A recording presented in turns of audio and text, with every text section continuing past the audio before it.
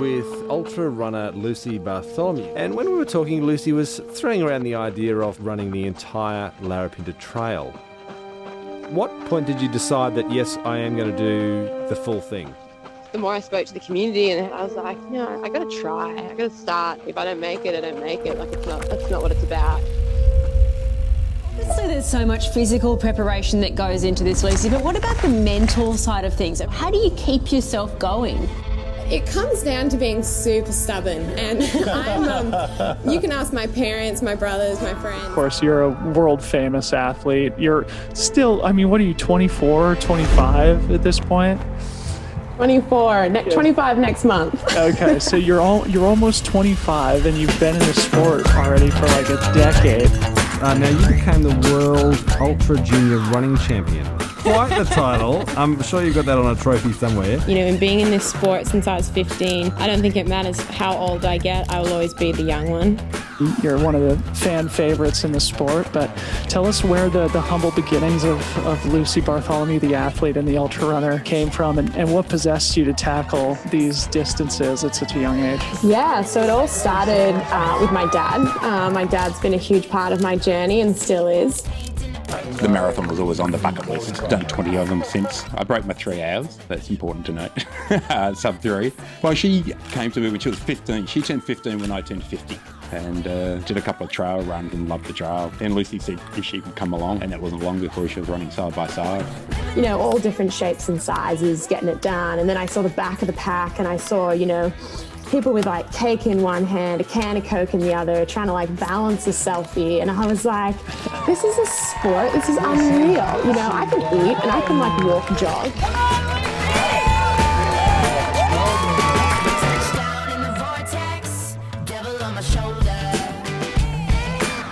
You do have plans for the Larapinta Trail. Tell me about what you're thinking. Yeah, I'm excited to see the trail and to try and run it in its entirety. So I'm just curious to know what running 230 odd kilometres feels like. I'm excited for it. I'm excited for my team to share it as well. And yeah, I feel like there's even just the road trip here, I feel like I've already got so much out of it, and this is just the cherry on the cake. It seemed like you had some people sort of behind the camera posting for you while you're out on just a mega vision quest. Yeah, so we're a 3-man team essentially, which is super nice. I had 2 guys crewing me, Brian Hines and Josh Lynott. Next 20 minutes, Lucy's down there, and we want to get some shots of her, so we're just punching to the side of this hill. And they came up with me up the mountain, came down, and then waved goodbye. I've always been an extremist. I'm either like, I don't have any alcohol or any coffee, or I run 250 kilometers at once. So it's like 138 miles. It's in like the dead center of the continent of Australia, in the heart of the outback. So you're really just kind of in the middle of absolutely nowhere.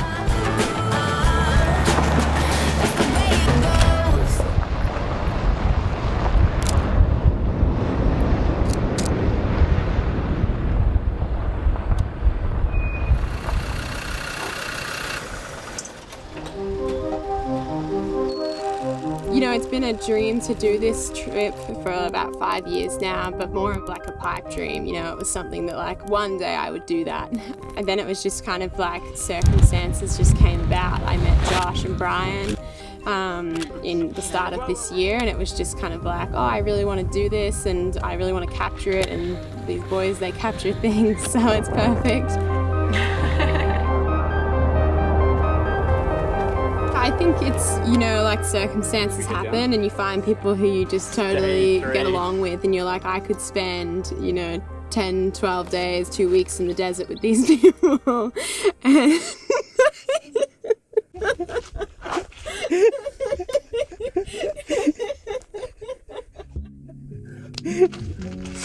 And that's why. Officially out of petrol. I'm so glad it's 5 and not 50. We ran out of petrol, or diesel, so now I'm gonna run in and Josh is gonna put his rig out on the line and see if he can get picked up. And then we'll see who can get to the diesel first. Come on. Appreciate it.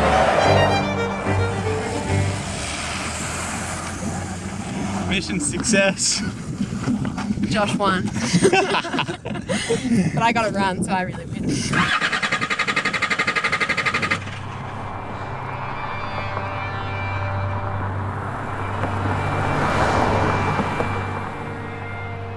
I think it was on my bucket list initially. She sort of hijacked it, and I put the Larapinta map and everything in her Christmas stocking.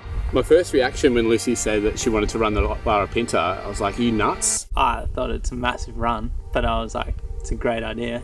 I guess let's start by what the Larapinta Trail is, and yeah, maybe some of the statistics that can help us paint a picture of how long and hard it is.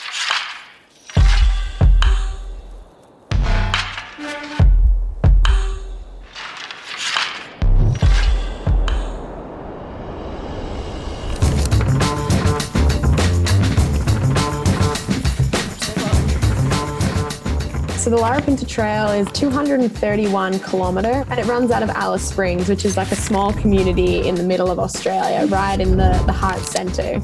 And it runs either from Alice Springs or towards Alice Springs, depending on which way you go. So I started at Mount Sonder, which is on the other end. So you summit that, come back down, and then you head towards Alice. Here it is. 2 hours early to the start. When there is no start, it doesn't really matter when we start. What section are you about to walk?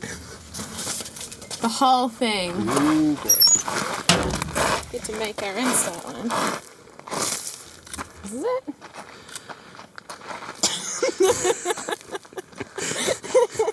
For 230 Ks, just absolute sprints. Cool. I think we're on. We good? We're on. Yeah. So is this the on the watch? Start.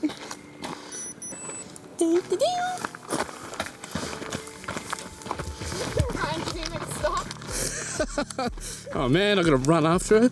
Oh, chase her for 230 Ks. So this is behind the scenes. Been dropped already. She's lost us. Got bags on, so we're gonna kind of walk fastly. Yeah. Fast. Anyway, these markers are what we're going to be following. Lisa's up there.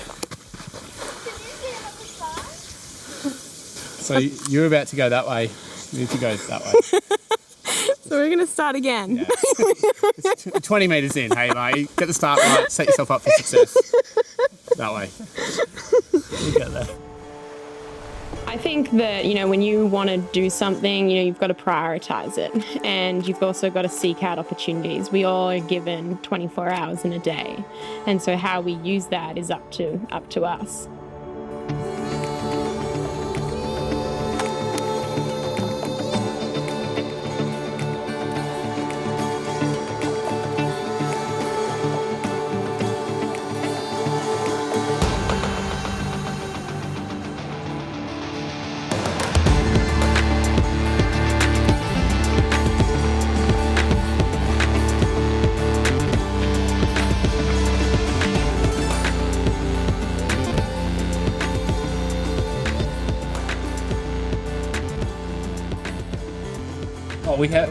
We seen her coming, and she was just so into it, and then we moved across on the side and let her go. Yeah, let her go. She looked like she was on a row sort of thing, I was really admired. Wow, really good legs. I said really good knees to go down running such a path. Yeah. And I've just told you she's running the whole length of the Larapinta. What's your first reaction to that? I had to double check that what you told me was correct. I was like the whole length going that way. And the whole thing, 230 kilometers, right? The whole thing, yeah, crazy. Yeah, wow.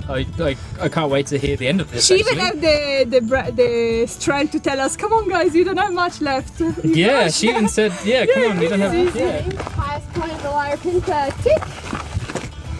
It's all downhill from here. Thanks, last words.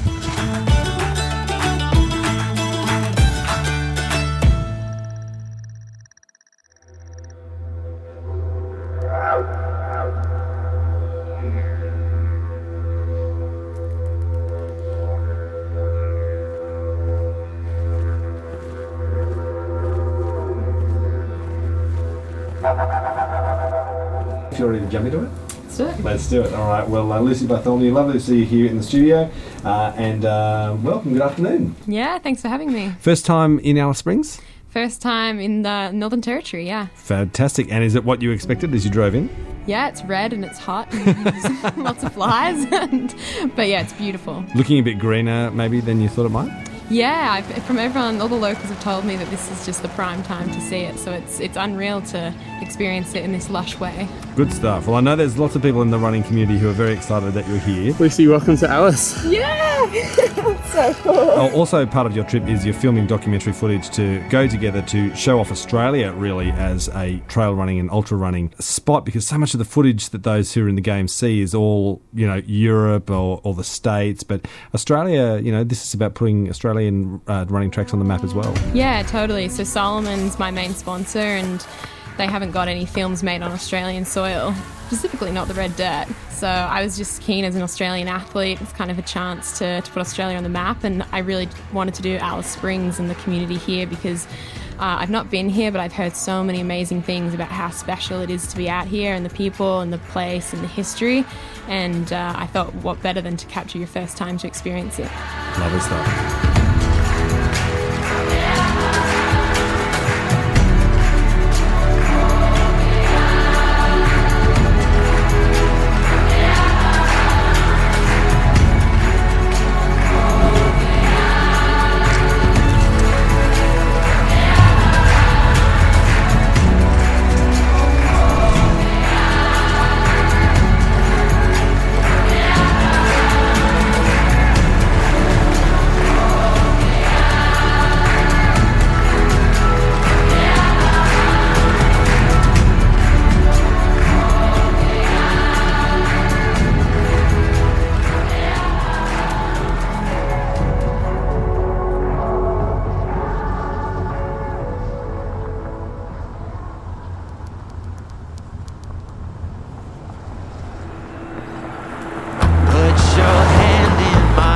darling, say go.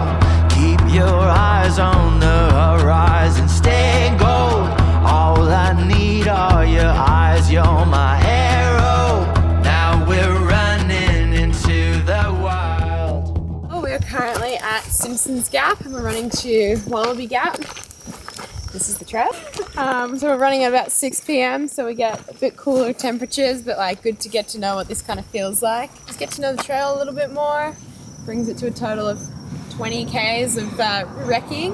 So just 210 Ks of unknown.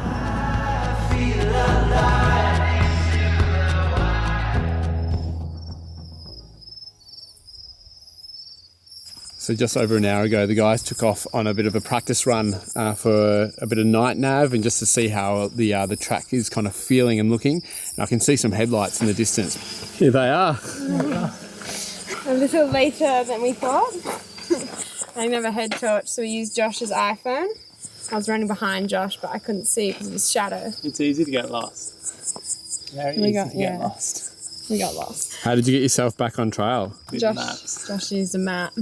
Everything just looks like a trail at night, and like it's so overgrown that it could just be. And then when you're on it, you're like, oh, that's so obvious. How does it make you feel leading into the night nav, seeing this? Yeah, it makes me a little bit worried about it. Yeah, I think especially if by myself, like it was fine being with Josh because, you know, power in numbers. But I think, yeah, when you're by yourself and you have to stop yourself and second guess yourself and calm yourself down, I think that's going to be a little more challenging. So, yeah, it's the one thing that probably terrifies me the most is the night.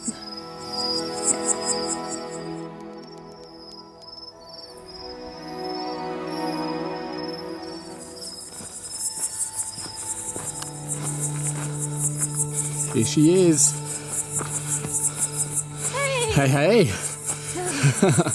Hey. I didn't know where you were. Come into the best setup that you're about to see. How'd you go? Yeah, I got lost a lot and I fell down a cliff. Holy shit. Yeah. But, yeah, not too bad. I had to call my dad. You called him? Yeah. Because I was like, I don't know if I can do this. Yeah, she called and she was in tears and you could hear it. It's so hard to navigate. It's insane. She had one bar on her phone and it pinged and stuff like that. She had just fallen over not that long before, and she said she'd banged a knee and cut it. I think she was about 30 k's into the run, and then she said, I don't think I can do it. I'm doubting my ability as a runner. I don't feel as confident as I used to feel in previous runs. I just chucked up all my gels. Oh, really? Gosh, I suppose I just said in some of the other runs that we've done together and that she's done independently, when it has got to night time, and I suppose I'm specifically Western States in 2017 when she came third, when she got to that evening, she was exhausted and it looked like maybe she was going to get overtaken into fourth or fifth and lose her place on the podium. And she said what she really enjoyed was when the heat went out the day, it got dark, and she could just focus with her pacer just on the dot in front of her, the light, and that just was enough to, break the mood sort of thing. So I just said just to embrace that, just let the night come and embrace it, and then you'll be on your own and you can just focus on the job and not feel like you're on the spotlight. And it was literally just back yourself, back the process and enjoy the night. I drank so much water and I swam. Like the water was like this high and I was like holding my phone. I was wondering why she's looking good. She's had a damn bath and like... pulling and stuff in. I was saying to Dad, I was like, I'm so dehydrated. And he's like, well, stop crying, it's wasting water. And he's like, and you're wasting energy with all this talking. I was like, thanks, Dad. I'll see you in 40k. Good luck. The thing that I feared the most was coming into the first night. And I remember falling and I cut up my knees and cut up my hands. And I remember looking around and thinking, I'm so far out here. Like if I need help, if something really bad happens, I am so alone. Crying and walking a few steps and stumbling through along the trail and just thinking, I'm way over my head. I can't do this.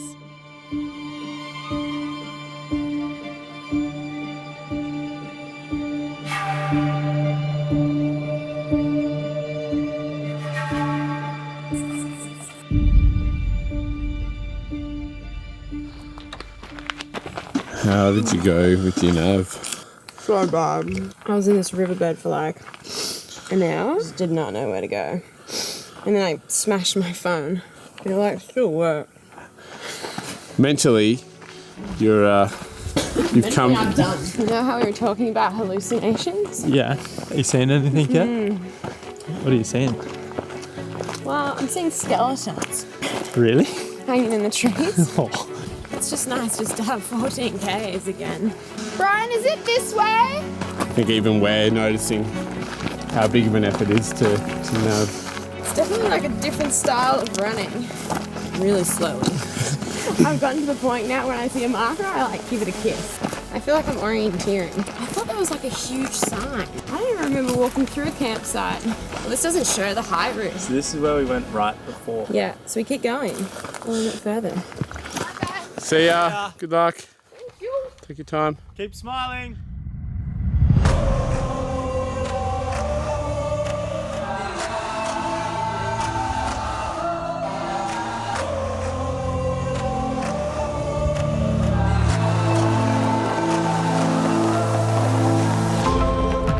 So we are at Birthday Waterhole, which is on the Larapinta Trail, or it's a little diversion. We're finally putting Old Smoky to its use. Kind of gave us an idea into what these tracks and roads are going to look like from like a running perspective, but also for Brian and Josh for crewing. I think it's going to be a lot tougher and a lot more technical for everyone. I feel like there's going to be bonus formulas the whole way. More miles, more smiles. Is that a thing?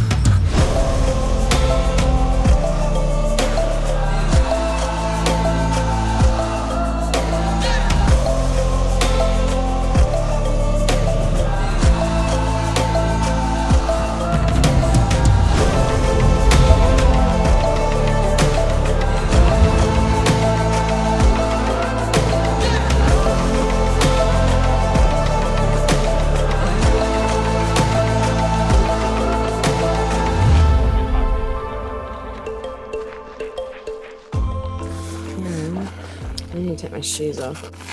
How are the feet? Oh, they're pretty sore. Yeah, I'm looking forward to maybe some different shoes. New shoes, new Lucy. I'm not looking forward to this next section. Why? Because it's long. And it's going to be hard. Well, at least now you can say blood, sweat and tears.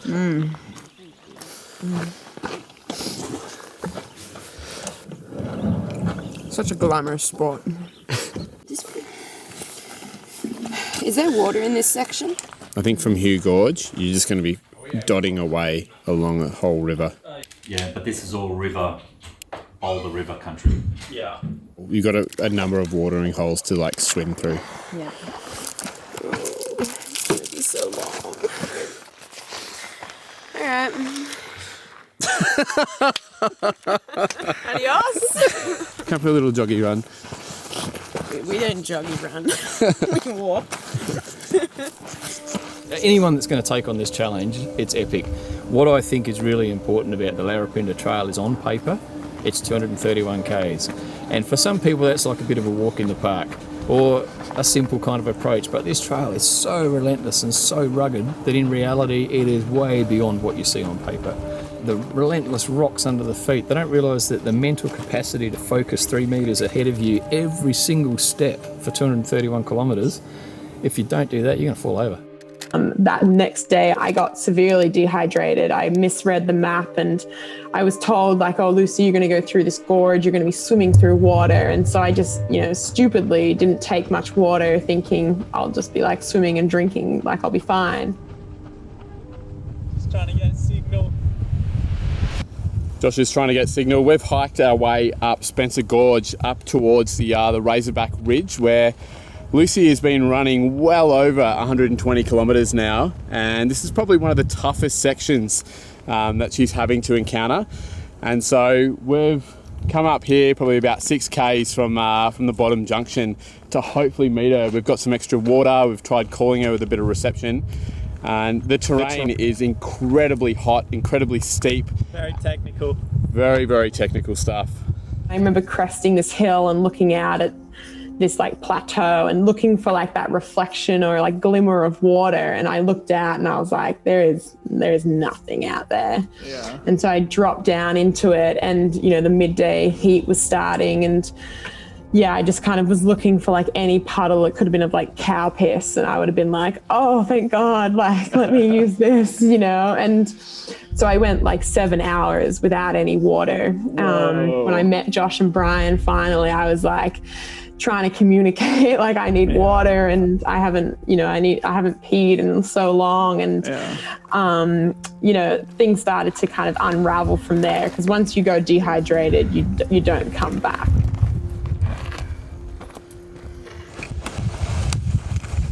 There was no water at 32 kilometers. And I just had a liter. Really? Yeah. So you didn't have to go swimming or anything? Before the swimming bit. Oh, the wow. 32K. Did you get water at the swimming bit? Did you see the 2 girls? I think it was too late. Yeah, one of them dated you.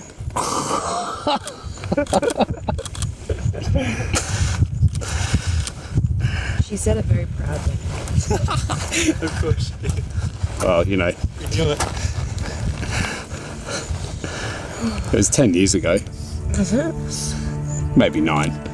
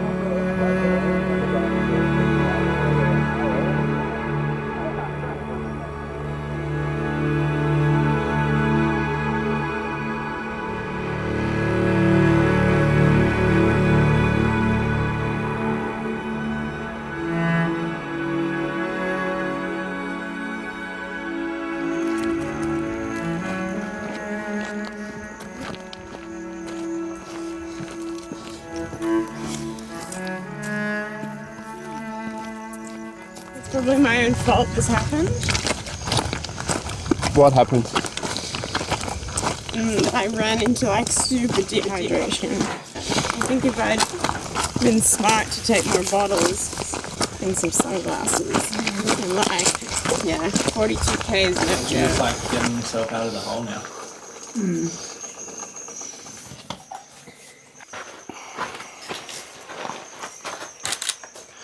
So hard to find the path and know the way, which was just hot. And like by that point, my legs were just not coordinated.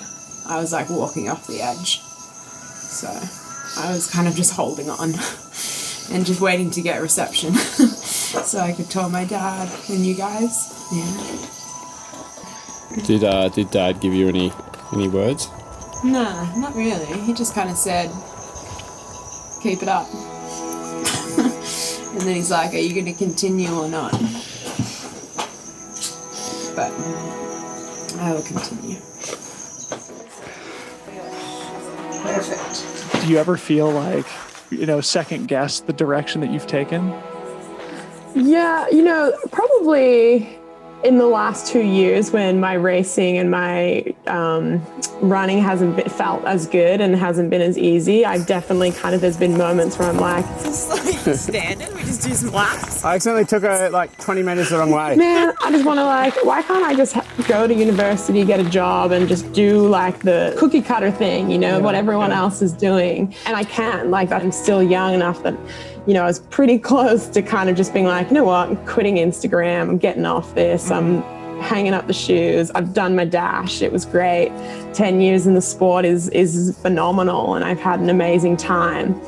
But there's just something that keeps pulling me back, and it's, that kind of curiosity of if I just push through this and kind of realign with my values and, shake things up a little, that, good will come out the other side. And I've kind of always been an optimist, and I'm also super stubborn and really, I do love the sport at the essence of it. There's just aspects that challenge me a lot more than others. Yeah, and obviously we all go through our highs and lows, and that's kind of one of the themes of the podcast, as you know. And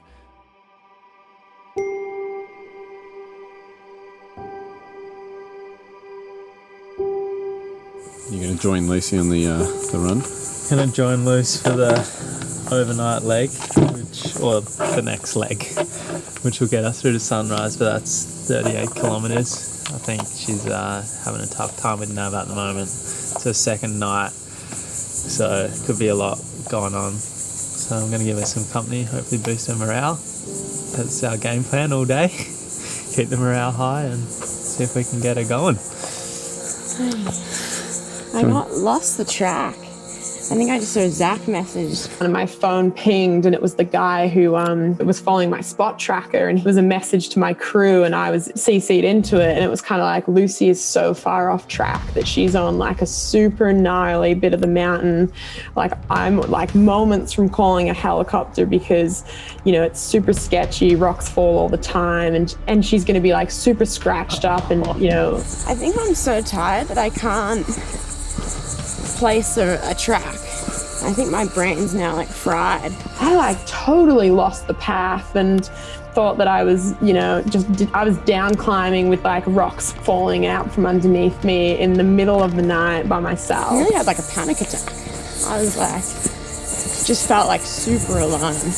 And I'm come down, Brian's just there trying to film, but then at the same time be like, are you okay? And I was like, I totally lost the path. I'm glad Josh is joining me. Because all the anthills, I see people with hoods on.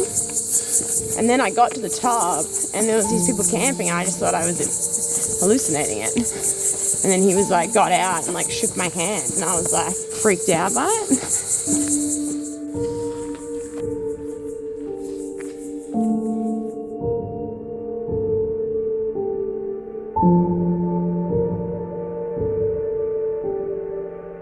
It's gonna be a long night, long morning, long day.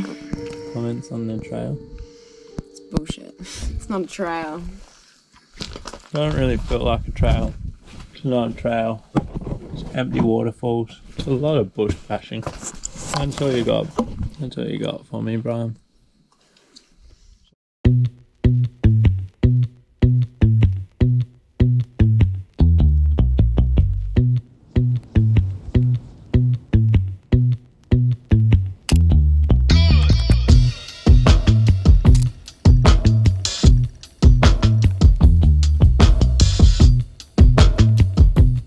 Started to descend down into the riverbed, and I was kind of like, well, this is what I've been used to now. This is the Larapinta. And I looked at Josh, and he was just didn't seem like he was really quiet. I asked Josh, like 25 minutes in, do you regret coming? And he was like, not even a shadow of a doubt. Yeah. What was that question? How did you respond? Lucy said, do you regret being out here? I said, yes. Well, now I feel bad. And he's like, oh no, I don't. And it was like this awkward silence of like, but do. Because I wasn't enjoying it at all, but that's part of it sometimes. So many times I was like, maybe we should just walk back to Stanley and, you know, call it a day. Because I was falling asleep while I was running. I had to have like the first kind of my nap of the whole thing, which I just laid down on the trail and got Josh to time 5 minutes and just said, just wake me up. And yeah, it's amazing what 5 minutes can do to your body and your mind. I just kind of woke up and felt a little bit better, and then the sun rose again, and it was kind of like, all right, let's just finish this thing. How do you wake up from that? Start.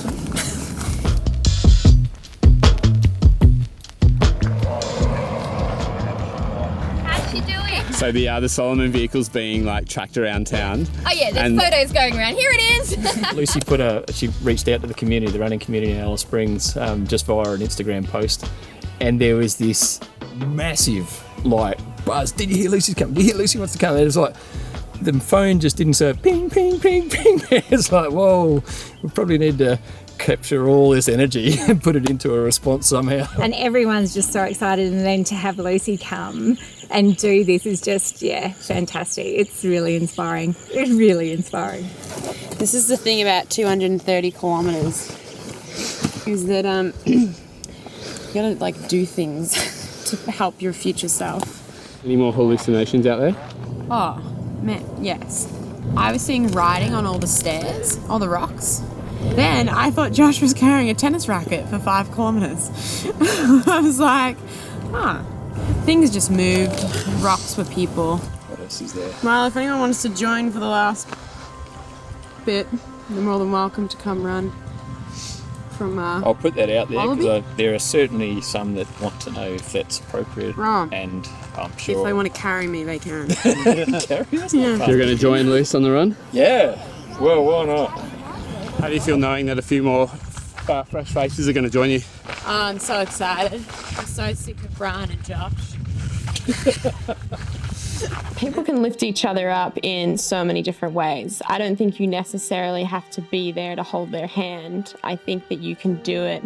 And I felt it through just even people following along on social media, and the stoke and the way people are so part of your journey without being present on the trail.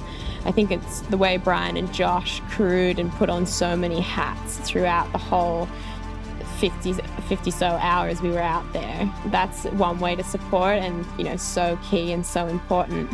But my dad sitting on the couch at home, who I could call on the ridge when I was really struggling, it's just as important. And I think that we can empower each other and rise each other up by just backing each other, just saying, as simple things as, I believe you can do that, shoot for the stars, try your best, but without the pressure of, you fail if you don't make it. It's more about you succeeded because you tried.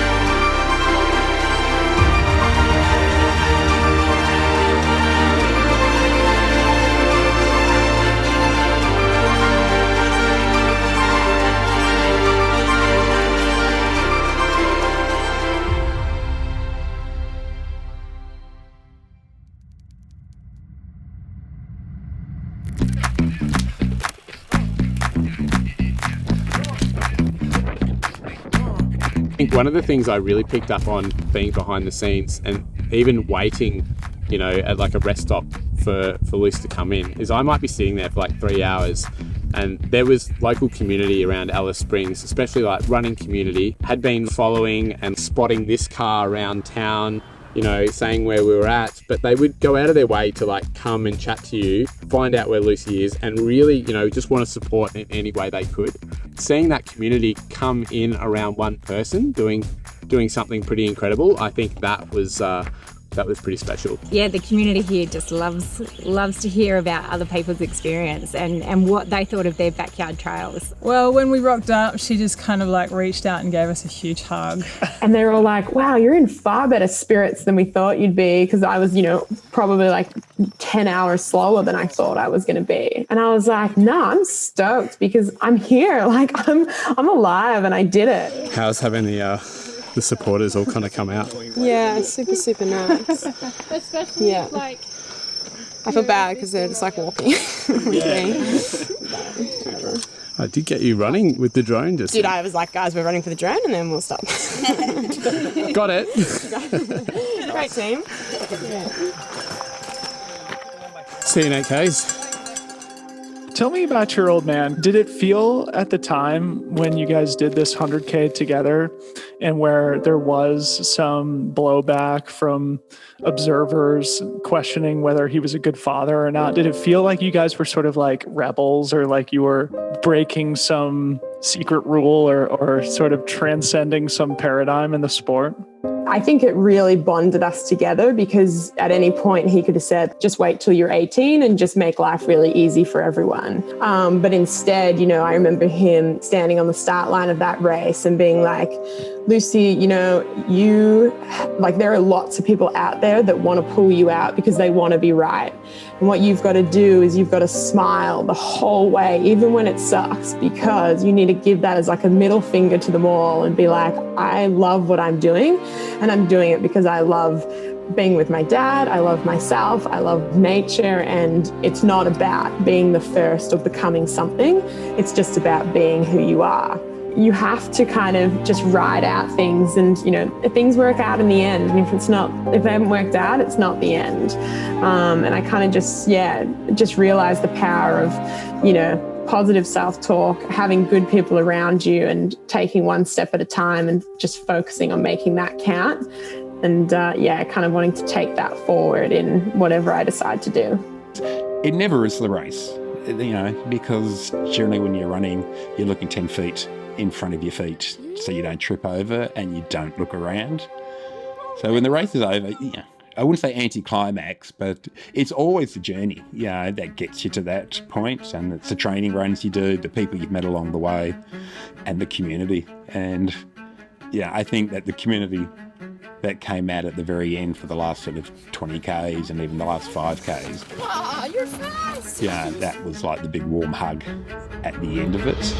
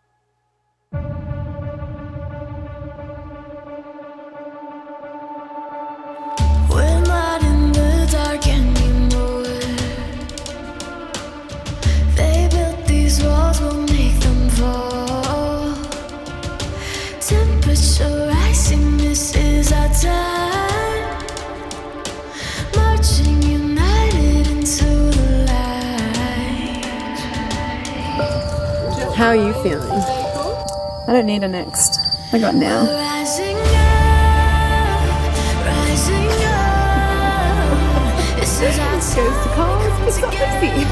reckon that was the quickest 15Ks I've ever done with a bag on my back.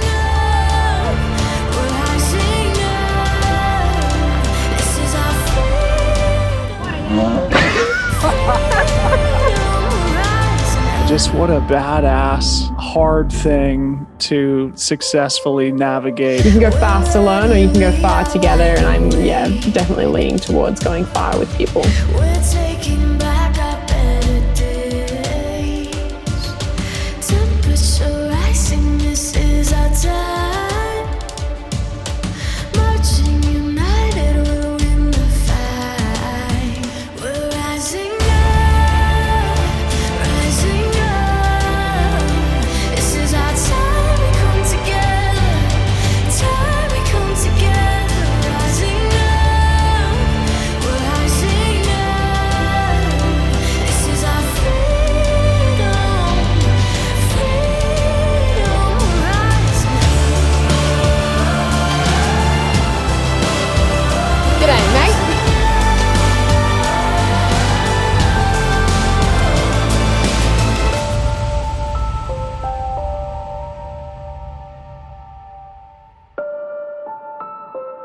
Now I feel like I'm living my dream. This is who we are now.